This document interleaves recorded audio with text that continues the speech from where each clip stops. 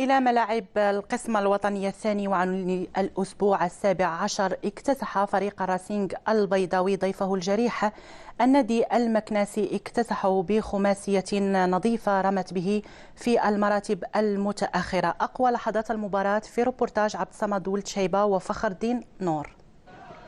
ملعب الأبجيغو كان مسرحا لمواجهة قوية بين الراسينغ البيضاوي والنادي المكنسي برسم الجولة 17 بمنافسات القسم الوطني الثاني.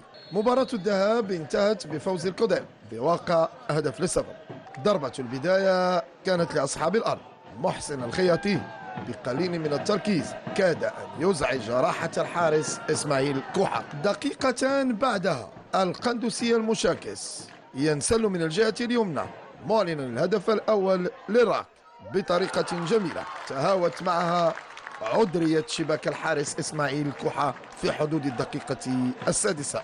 رد فعل النادي المكنسي كان محتشما بعد هذا الهدف، حيث ظل حارس الراسينغ في مأمن من أي هجمة خطيرة. هداف الراسينغ أيوب الكعبي ناور من خلال هذه المحاولة في منطقة النادي المكنسي لكن دون جدوى، لتنتهي الجولة الأولى بفوز صغير لنادي راسينغ البيضاوي.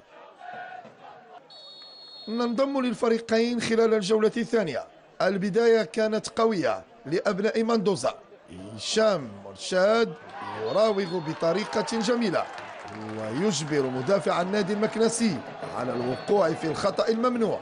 الحكم حسن رحمني يعلن ضربة الجزاء. القندوسي صاحب الهدف الأول يسجل الهدف الثاني.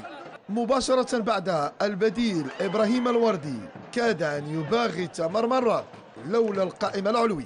عملية جميلة من وسط الميدان وبتمريرات قصيرة وبديعة ختمها هشام مرشاد مسجلا الهدف الثالث المستحق لفريق الراسينغ.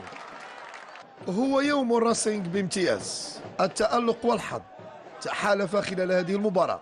هشام مرشاد من وسط الميدان بعمق في اتجاه أيوب الكعبي الذي ينزل الكرة على طبق من ذهب لكواكو كيفن موقعا الهدف الرابع وسط اندحار تام لدفاع النادي المكنسي. معنويات لاعبي القدام حالت دون إدراك هدف الشرف مزكية الوضع النفسي المهزوز للاعبي القدام. ثلاثي الراب فعل ما شاء في دفاع النادي المكنسي. أيوب الكعبي لزميله هشام مرشاد، وكواكو يختتم كرنفال الأهداف بهدف خامس منهيا الحصة بفوز عريض ومقنع لفريق الراسينغ البيضاوي الذي سجل أقوى حصص الجولة 17 في القسم الوطني الثاني.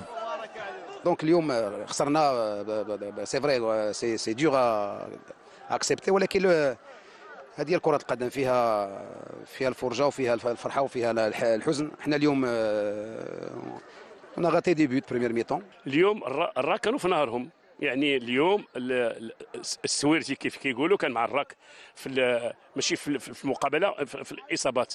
انا كون نراهن على اللي كان باش نقول غنربح المكناس ب5-0 ما يمكنش ليا بتاتا. الحصيله اللي سجلنا هي 5 أهداف ل0، يعني جات بجداره واستحقاق. النتيجه والاداء يعني كنا في النهار ديالنا كما كنقولوا. مباراة ملعب الأبجيغو كانت سخية ومعطاء من ناحية الأهداف لتعكس صورة مشرفة لقسم المظالم الواعد والمتطلع لاعبين وفرق للممارسة في الدوري الاحترافي.